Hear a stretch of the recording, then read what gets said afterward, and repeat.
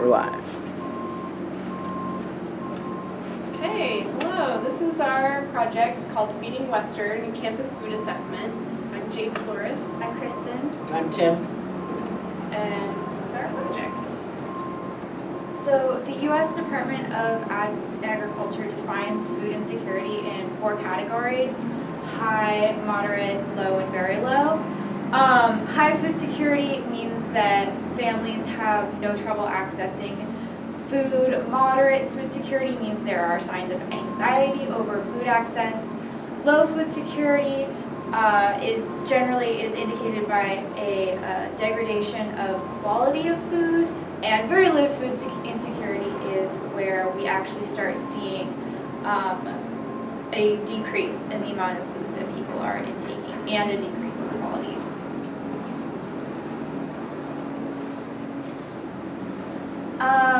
In October of 2016, the National Student Campaign Against Hunger and Homelessness did a study of 36 universities in 12 states looking at food security and home security, and they generally found that approximately half of students reported some amount of food insecurity within the 30 days of the study period. 1/5 of them qualified as having very low food insecurity. They found that, like with other studies, food insecurity disproportionately affects students of color and can be an indication of housing insecurity.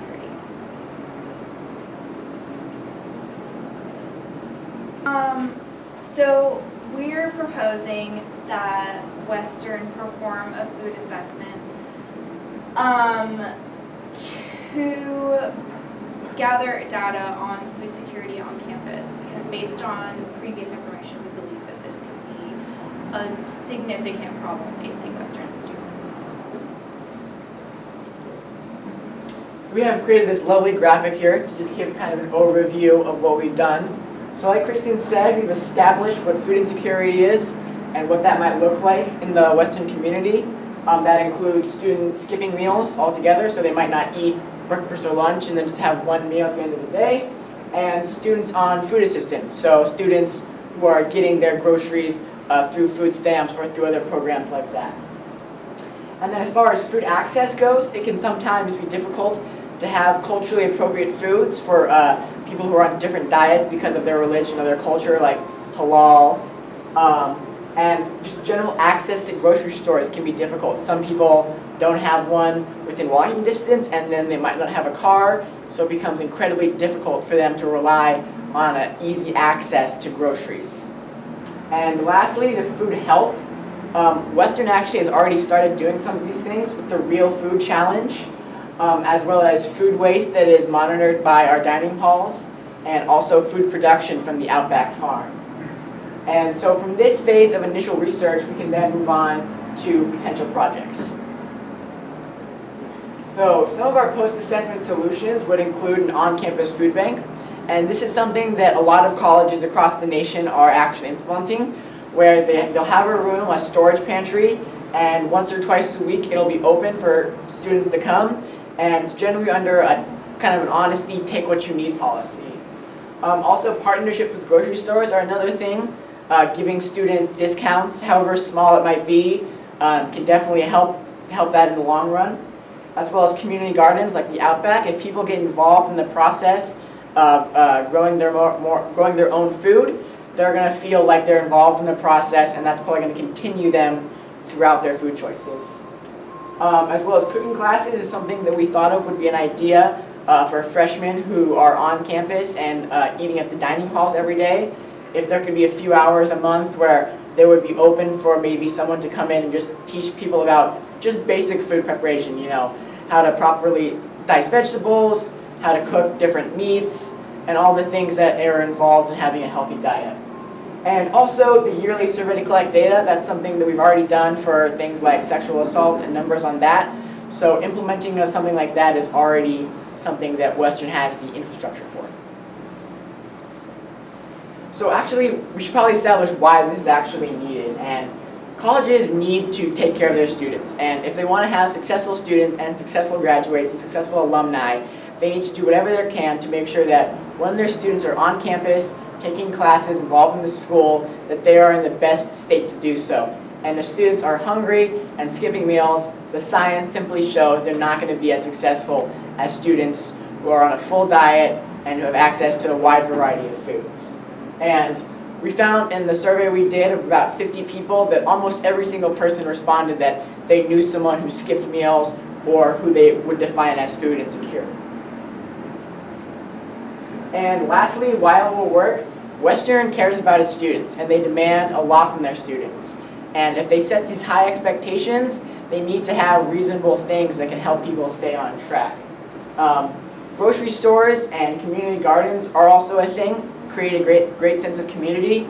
If businesses are tied into our students and our community, that's just a better thing for everyone, both the grocery stores as they're getting more business and the students who are getting more affordable groceries.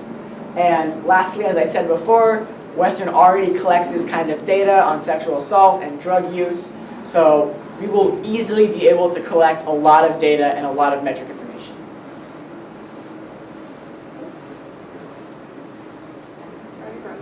Okay, so we looked at 2 different other universities that conducted similar information to the project we're suggesting surrounding food assessment.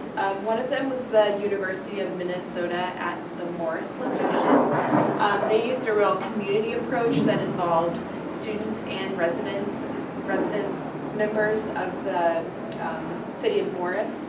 And they also were able to get a 5-year Blue Cross grant totaling in about $125,000.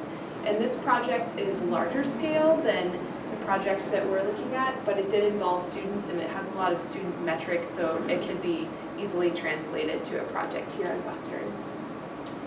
The University of California system also surveyed all of their schools and found that 70% of their employees were actually food insecure, and of the UC students, 42% were food insecure. So this indicator, as well as national indicators, suggest that Western also has issues with food insecurity on campus. One of the projects that came out of the initial studies was the OSNAP program at Humboldt State University. And this is a student-led program that has a food pantry, helps students with filling out paperwork for food assistance. They have a free farmers market stand. They have weekly cooking demonstrations and recipes. They have an app that alerts students when fresh food is coming into the food pantry.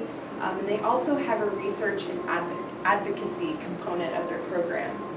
So just the last academic year, they had more than 1,500 students used the pantry and over 4,000 visits. So in terms of our budget, this initial phase that we're suggesting, the food assessment, could be minimal, could accrue minimal fees.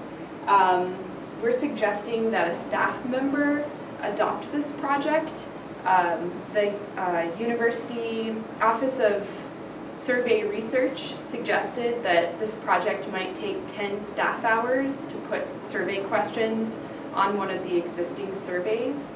And then also a staff member could work with a grad student or a nutrition class, a relatable curriculum, to find this information and compile it.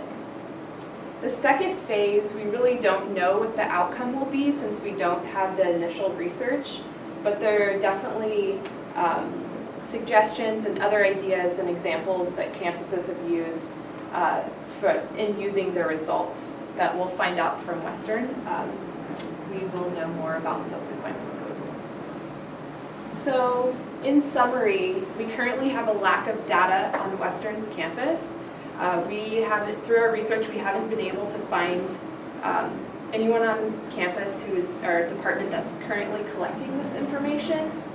Indicators both nationwide and campus-wide suggest that there's food insecurity We did find that the financial aid department is funding about $15,000 towards free Viking food to students who request financial or food insecurity. And the initial cost of this research could be minimal, so it seems like a good investment to help underserved populations. The nationwide is suggesting a fifth of students are very low food insecurity, and it's disproportionately affecting students of color, then this seems very important, pertinent to our university, and this has a real impact for targeted populations. And here is a short video. Okay, good. We don't need to do that. Should we turn it on? Thank you. It's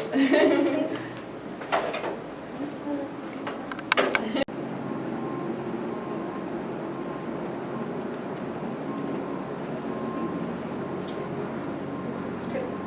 It is? Oh, sorry. Okay.